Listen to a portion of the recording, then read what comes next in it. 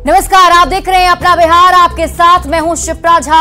24 दिसंबर को यूपी के वाराणसी में होने वाली बिहार के मुख्यमंत्री नीतीश कुमार की रैली रद्द हो गई है। जेडीयू ने आरोप लगाया है कि सियासी दबाव में रैली के लिए जानबूझकर जमीन नहीं दी गई, लेकिन रैली के लिए नई तारीख की जल्द ही घोषणा की जाएगी।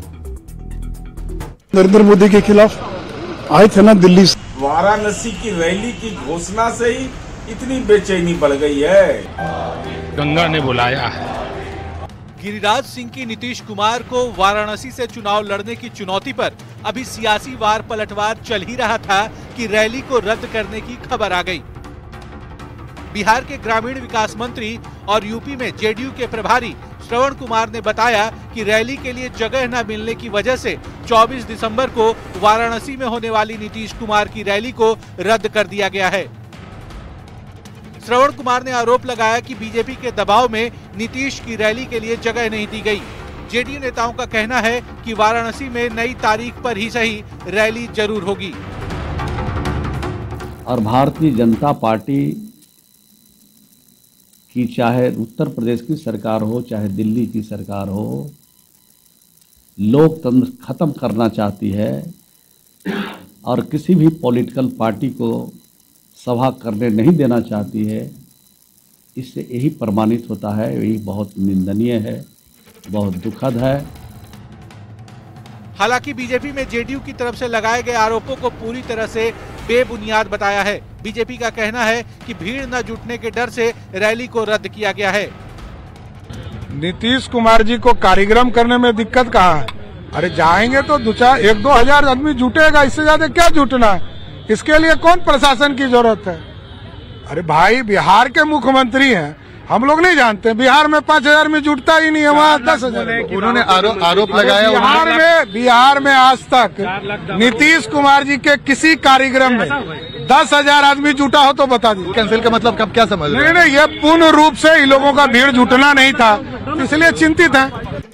आपको बता दें कि मोदी का गढ़ बन चुके वाराणसी में 24 दिसंबर को बिहार के मुख्यमंत्री नीतीश कुमार एक बड़ी जनसभा करने वाले थे। वाराणसी में नीतीश की रैली की घोषणा से बिहार ही नहीं बल्कि देश की सियासत में भी हलचल शुरू हो गई थी। इसी बीच फायर ब्रांड नेता गिरिराज सिंह ने वाराणसी से मोदी के खिलाफ नीतीश कुमार को चुनाव लड़ने की चुनौती दे डाली। अब सवाल उठने लगा था कि क्या नीतीश वाराणसी में मोदी को चुनौती देंगे। हालांकि नीतीश की रैली को लेकर चल रही चर्चा के बीच महज एक दिन पहले यानी 13 दिसंबर को ही बीजेपी के सांसद सुशील कुमार मोदी ने तंज कसते हुए कहा था कि नीतीश कुमार बीजेपी में 5,000 की भीड़ नहीं जुटा पाते, यूपी में क्या करेंगे। वो बनारस में करें या अमेरिका में करें, क्या फर्क पड़ता है? जो व्यक्ति अपने राज्य में 5,000 की भीड़ इकट्ठा नहीं कर सकता, जिस व्यक्ति जो अपने राज्य में 44 सीट नहीं जिता पाया जनता दल यू को, और अभी भी नीतीश कुमार गए थे मध्य प्रदेश चुनाव लड़ने, 10 उम्मीदवार खड़े किए, अधिकतम वोट आया एक उम्मीदवार को 2,000, बाकी को 100 और 200 वोट। जाहिर सी बात है कि मोदी के गढ़ में नीतीश की रैली पर सियासत होना लाजमी है। एक तरफ बीजेपी के नेता कह रहे हैं कि भीड़ न जुटने के डर से जेडीयू ने नीतीश की वाराणसी में रैली रद्द कर दी, जबकि दूसरी ओर जेडीयू नेताओं का कहना है कि रैली तो होने देते, भीड़ जुटती या नहीं ये तो बात की बात है। फिलहाल रैली के नाम पर सियासत तेज है। न्यूज 18 के लिए पटना से आनंद अमृतराज के साथ ब्यूरो रिपोर्ट।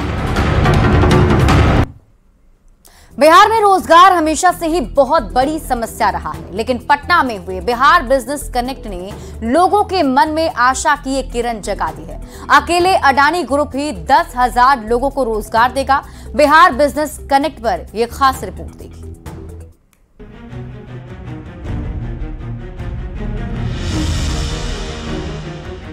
बड़ा सा हॉल और हॉल में लगा ये बड़ा सा मंच, मौका था बिहार बिजनेस कनेक्ट का।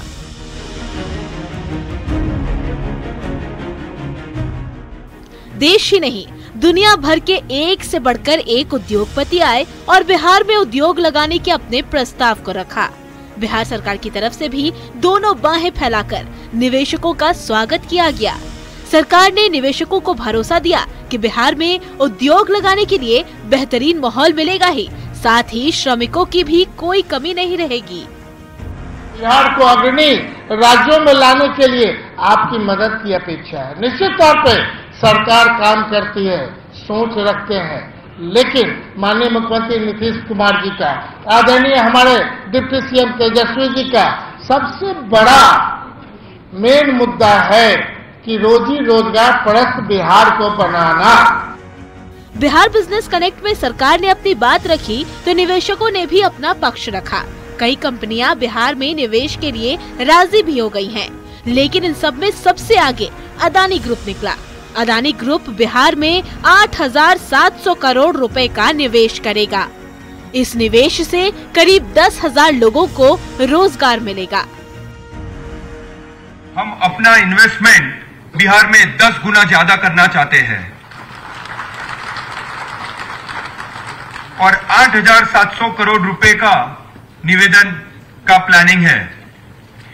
हम 3 एडिशनल सेक्टर्स में इन्वेस्टमेंट करना चाहते हैं, जिसमें लगभग 10,000 लोग को डायरेक्टली और इनडायरेक्टली जॉब अपॉर्चुनिटीज मिलेगी। बिहार बिजनेस कनेक्ट पटना में 2 दिन तक चला। इस समिट से जुड़ी बड़ी बातों को जानिए। बिहार में निवेश के लिए 600 से ज्यादा कंपनियां जुटी। उत्तर बिहार में निवेश के सबसे ज्यादा प्रस्ताव आए। मधुबनी, मुजफ्फरपुर जैसे जिलों में निवेशकों ने सबसे ज्यादा रुचि दिखाई। बिहार में अदानी ग्रुप भी निवेश करेगा। अदानी ग्रुप 8,700 करोड़ रुपए का निवेश करेगा। निवेश से 10,000 लोगों को रोजगार मिलेगा। 1,200 करोड़ की लागत से गोदाम बनेगा। खैर, अब तक बिहार में कई उद्योग कॉन्क्लेव लग चुके हैं। बिहार बिजनेस कनेक्ट 2023 कितना सफल होता है, ये तो आने वाला वक्त ही बताएगा। पटना से संवाददाता अमित कुमार के साथ ब्यूरो रिपोर्ट।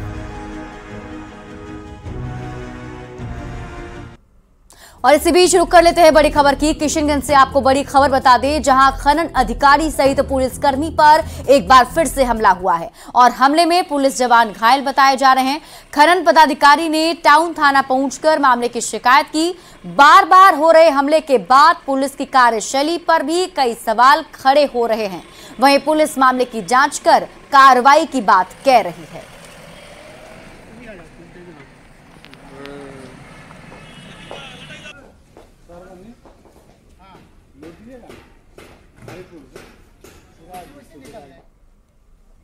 और पटना बेऊर जेल में बंद निलंबित आईपीएस आदित्य कुमार को बड़ी राहत मिली है। फतेहपुर शराब कांड को हाई कोर्ट ने रद्द कर दिया है। हाई कोर्ट ने माना है कि सीनियर वरीय अधिकारियों के आपसी वर्चस्व के कारण आदित्य कुमार को नामजद आरोपी बनाया गया था और इसी मामले के निलंबित आईपीएस अधिकारी आदित्य कुमार पर आरोप लगा था कि उन्होंने अपने केस की पैरवी के लिए अपने दोस्त अभिषेक अग्रवाल से पटना हाईकोर्ट के चीफ जस्टिस के नाम पर बिहार के डीजीपी को कॉल करवाया था।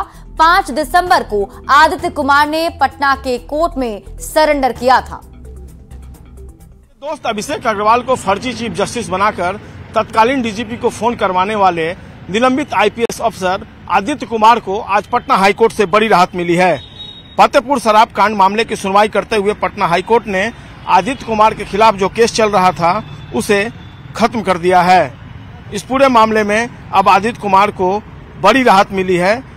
हाईकोर्ट में जो एडवोकेट हैं एसडी संजय, उन्होंने बताया कि पटना हाईकोर्ट से इस मामले में यह भी प्रतिक्रिया जाहिर की गई कि जो उनके खिलाफ केस दर्ज किया गया है वह आला अधिकारियों की बेमनस्यता के कारण दर्ज किया गया था।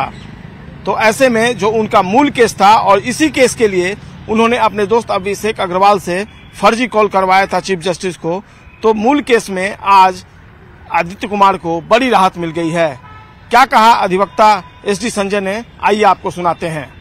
तत्कालीन डीजीपी को किसी तरह का दबाव बनाया गया था जिसके कारण कि उनके द्वारा इसमें अंतिम प्रपत्र दिया गया कि मिस्टेक ऑफ लॉ का, बल्कि ये कहा गया है कि ये एक कानूनी भूल हुई है और इसलिए पूरी जांच के पश्चात विभाग जो है वो वहां पर अपना फाइनल फॉर्म जमा किया कोर्ट में। जो बेसिक केस है वही खत्म हो गया और वो बिल्कुल क्वैश हो गया। हाईकोर्ट ने न केवल क्वैश किया है बल्कि हाईकोर्ट ने टिप्पणी की है कि ये सब विभाग के वरिष्ठ पदाधिकारियों में आपसी रंजिश या द्वेष के कारण इनको बलि का बकरा बनाया गया। तो बिल्कुल सुना आपने पटना हाई कोर्ट के एडवोकेट एसडी संजय का बयान, जिसमें आदित्य कुमार को किस तरीके से राहत मिली है।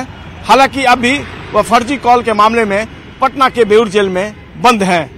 कैमरा पर्सन मनीष जुनेजा के साथ संजय कुमार, न्यूज़ 18 पटना। मुजफ्फरपुर में सीओ सहित 3 प्रखंड के कर्मियों के खिलाफ यौन शोषण मामले में एफआईआर दर्ज कर लिया गया है। सभी पर नौकरी देने के नाम पर झांसा देकर दुष्कर्म का आरोप लगा है। कोर्ट के आदेश के बाद कांटी थाने में केस दर्ज हुआ। कांटी प्रखंड के वर्तमान अंचल अधिकारी राजशेखर सहित 3 प्रखंड कर्मियों के खिलाफ ये मामला दर्ज किया गया है। सीओ पर आरोप है कि कांटी प्रखंड के सीओ राजशेखर और उसके अटॉर्नी मोहम्मद मुमताज और एक अन्य कर्मचारी जितेंद्र कुमार ने नौकरी देने के नाम पर एक युवती को बुलाकर उसके साथ दुष्कर्म किया। फिलहाल स्थानीय पुलिस एफआईआर दर्ज कर आगे की कार्रवाई में जुट गई है। 22 वर्षीय एक पीड़िता के साथ गैंग रेप के आरोप में एक 4/10/23 को राजशेखर अंचलाधिकारी कांटी समेत 3 के विरुद्ध मुकदमा दर्ज कराया गया था। न्यायालय के आदेश पर आज तीनों के विरुद्ध गैंग रेप के आरोप में एफआईआर कांटी थाना प्रभारी के द्वारा कर लिया गया है। आरोप था, पीड़िता ने आरोप लगाया कि नौकरी के नाम पर अंचल में बुलाया और लगातार यौन शोषण किया। उसके बाद अपने आवास पर बुला करके उसके साथ गैंग रेप किया। भागलपुर के तेलवारा स्कूल में के पाठक के आदेश का मजाक उड़ा दिया गया। इंस्पेक्शन के नाम पर बीईओ ने मटन पार्टी की। मटन पार्टी का एक्सक्लूसिव वीडियो न्यूज़ 18 के हाथ लगा है, जो आपके टीवी स्क्रीन पर हम आपको दिखा रहे हैं, जिसमें आप देखें बीईओ अजेश्वर पांडे इंस्पेक्शन के दौरान पार्टी करते हुए नजर आ रहे हैं। मटन पार्टी की खबर मिलते ही ग्रामीणों ने स्कूल का घेराव किया। मटन पार्टी से पहले पूर्व प्रभारी एमएच शीला कुमारी के साथ मारपीट हुई थी। प्रभारी एचएम श्याम नंदन सिंह पर मारपीट का आरोप लगा। मारपीट के बाद पुलिस स्कूल पहुंची थी। वहीं बीईओ स्कूल में शिक्षकों और प्रभारी एचएम के साथ मटन पार्टी कर रहे थे और स्कूल की रसोइया ये मटन चावल बनवाए थे।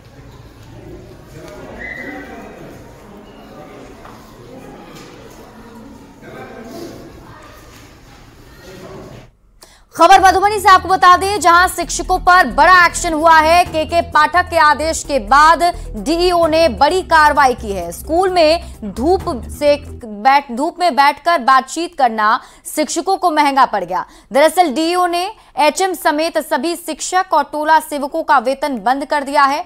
अधिकारियों के निरीक्षण के दौरान शिक्षक धूप में बैठे थे। कार्रवाई के बाद शिक्षकों में हड़कंप मच गया है।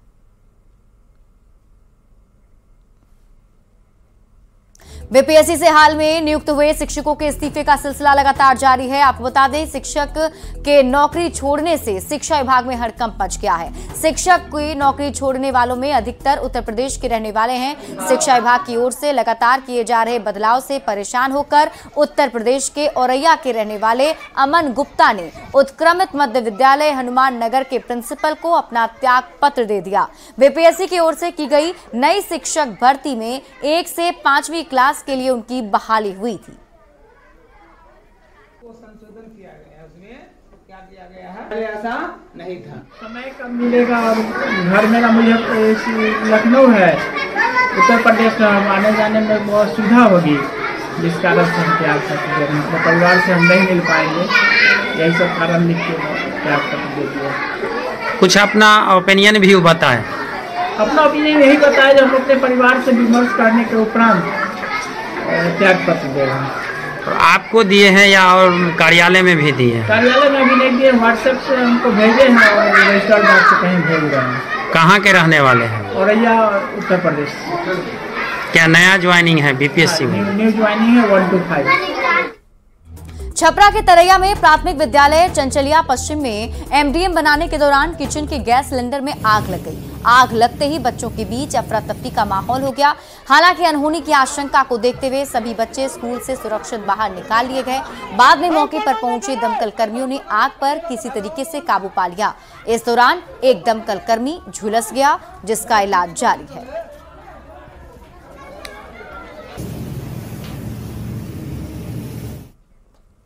और इसी बीच रुक कर लेते हैं बड़ी खबर की। गया से आपको इस वक्त की बड़ी खबर बता दें, DRI की बड़ी कार्रवाई देखने को मिली है। एयरपोर्ट पर वियतनाम का 12 किलो का सोना बरामद किया गया है। सोना तस्करी में शामिल म्यांमार के 2 तस्कर और 4 भारतीय तस्कर को गिरफ्तार किया गया है। दोनों तस्कर म्यांमार में लेफ्टिनेंट रैंक के अधिकारी बताए जा रहे हैं। तस्करों में एक गया का भी रहने वाला बताया जा रहा है। घर की तलाशी के दौरान 10 लाख भारतीय मुद्रा और 1.5 लाख अमेरिकी डॉलर भी बरामद किया गया है। एयरपोर्ट पर तैनात कुछ कस्टम अधिकारी भी संदेह के घेरे में बताए जा रहे हैं। कस्टम अधिकारियों ने सोना तस्करों को क्लीन चिट दी थी। तस्करी का सोना दिल्ली और मुंबई में सप्लाई किया जाना था। जब्त सोने की कीमत 8.25 करोड़ रुपए बताए जा रहे हैं। गया एयरपोर्ट पर भारी मात्रा में तस्करी के लिए ले जाया जा रहा है। सोना बरामद किया गया है। ये बताया जा रहा है कि ये विदेशी सोना है और इस मामले में पटना DRI की जो टीम है वो गया एयरपोर्ट पहुंची थी और शक के आधार पर कुछ यात्रियों का जो है बैग है वो उसको जांच की गई थी। इसी दौरान जो है 2 विदेशी जो बताया जा रहा है वियतनाम के बताए जा रहे हैं उसको हिरासत में लिया गया है। उसके बैग से करीब 12 किलो विदेशी सोना बरामद किया गया है। उसकी कुल लागत बताया जा रहा है कि कुल ये 9 करोड़ रुपया है, इसकी लागत बताया जा रहा है। फिलहाल इस मामले में DRI की टीम जो है कई लोगों से पूछताछ की जा रही है। बताया जा रहा है कि 2 विदेशी के साथ साथ 4 भारतीय भी इसमें जो तस्कर है वो इसमें शामिल है और जिसमें एक गया का भी बताया जा रहा है। फिलहाल इस मामले में कोई भी अधिकारी पुष्टि ये नहीं कर पा रही है। फिलहाल इस मामले में हमारे जो संपर्क सूत्र है उनके अनुसार जो है इसमें 2 विदेशी के साथ साथ 4 भारतीय है जिसमें एक गया का है। पटना DRI की टीम जो है गया स्थित जो तस्कर है उसके घर पर भी छापेमारी की गई थी। फिलहाल उसके बारे में भी इस बात की कोई पुष्टि नहीं की गई है। फिलहाल यह जानकारी जो है बड़ी खबर है गया एयरपोर्ट से निकल कर आई है। बताया जाता है कि इसमें जो तस्कर को जो सोना जो बरामद किया गया है, सोना बरामद करने के बाद जो है कई जो टीम है वो इसमें जांच में लग गई है। एलनलिली, न्यूज़ 18 गया। नेपाल के रास्ते सीमांचल में पाकिस्तानी फंडिंग मामला की जांच अब बिहार ATS ने शुरू कर दी है। ATS की टीम ने बुधवार को पूर्णिया पहुंचकर जेल में बंद 3 आरोपियों से गहन पूछताछ की और पूछताछ में हजारों खातों में लेन देन का खुलासा हुआ है। साथ ही इस बात का भी पता चला है कि पाकिस्तान में बैठे हैंडलर सीधे भारत के लोगों से लेन देन नहीं कर नेपाल के जरिए बिहार के सीमांचल में फंडिंग कर रहा है। बीते 1 साल के दौरान 50 करोड़ से अधिक इसमें ट्रांजैक्शन किया गया है और इस दौरान यह भी पता चला है कि पाकिस्तान में बैठे हैंडलर ने उत्तर प्रदेश के फैजाबाद में संदिग्ध लोगों के खाते में फंडिंग की। आज बिहार ATS यूपी ATS से संपर्क कर इस बात का पता लगाएगी कि यूपी के और कौन कौन से जिले हैं जहां पाकिस्तान से फंडिंग की जा रही है। पटना ATS मुख्यालय से इस खबर पर और अधिक जानकारी दे रहे हैं संवाददाता अमित कुमार। नेपाल के रास्ते पाकिस्तान से सीमांचल में फंडिंग करने के मामले में अब ATS ने जांच शुरू कर दी है और ATS की टीम जो है वो कल जो है पूर्णिया गई थी और पूर्णिया जाकर के जो आरोपी हैं उनसे पूछताछ की है। ATS के इंस्पेक्टर रैंक के 3 ऑफिसर्स जो हैं वो पूर्णिया पहुंच करके जेल में बंद 3 बंदियों से गहन पूछताछ किया है। पूछताछ में हजारों खातों में लेन देन का खुलासा भी हुआ है। जो ATS के जो सोर्स हैं, हमारे सूत्र हैं, आधिकारिक सूत्र, वो बताते हैं कि पूछताछ के दौरान पाकिस्तान में बैठे हैंडलर सीधे भारत के लोगों से लेन देन नहीं कर नेपाल के जरिए जो है वो फंडिंग सीमांचल में कर रहा है। और महज 1 साल की बात करें तो 1 साल के दौरान जो है 50 करोड़ से अधिक की फंडिंग जो है वो सीमांचल में की गई है। पाकिस्तान में बैठे हैंडलर जो है वो लगातार जो पैसा है वो नेपाल के रास्ते भेज रहा है। पहले नेपाल में जो उनका एजेंट है उनके अकाउंट में वो फंडिंग करता है और फिर उसके खाते से जो फंडिंग है वो सीमांचल के अलग अलग जो ज़िले हैं, पूर्णिया, अररिया, कटिहार और किशनगंज ज़िले जो हैं उन इलाकों में जो है वो विभिन्न जो बैंक खाते हैं वहाँ पे फंडिंग की जा रही है। और बताते चले कि ये जो फंडिंग जो है वो म्यूल अकाउंट के जरिए जो है वो किया जा रहा है। पाकिस्तान में बैठे हैंडलर ने उत्तर प्रदेश के जो फैजाबाद है वहाँ भी संदिग्ध लोगों के खाते में फंडिंग की है। इस बात का भी खुलासा जो है वो ATS के जो इंक्वायरी है, इन्वेस्टिगेशन जो शुरू हुआ है इस मामले में, उस दौरान जो है वो सामने आया है। और अब जल्द ही जो है बिहार ATS UP ATS से संपर्क साधेगा और संभवतः आज ही जो है वो बिहार ATS जो है वो UP ATS से संपर्क साध के इस बात का पता लगाएगा कि वहाँ पे और कौन कौन से जिले हैं जहाँ पे ये फंडिंग जो है वो की जा रही है और जो पाकिस्तान का हैंडलर जो है उसका मंशा क्या है, मोटिव क्या है। कैमरा पर्सन अजय दुबे के साथ अमित कुमार, न्यूज़ 18 पटना। मोतिहारी से बड़ी खबर मिल रही है, जहां फायरिंग में एक बच्चे की मौत हो गई है। शव को पुलिस ने बरामद कर लिया है। घटना पूर्वा चंपारण के पकड़ी दयाल की है। बताया जा रहा है कि बारात में फायरिंग हुई जिसमें एक बच्चे को गोली लग गई थी, जबकि 2 लोग इसमें घायल हो गए हैं। फिलहाल पुलिस ने 3 आरोपी को हिरासत में ले लिया है। शादी में फायरिंग पर रोक के बावजूद गोली चलाई गई। किस बंदूक से गोली चली इसकी जांच चल रही है। अगर लाइसेंसी बंदूक से गोली चली होगी तो उसका लाइसेंस रद्द किया जाएगा।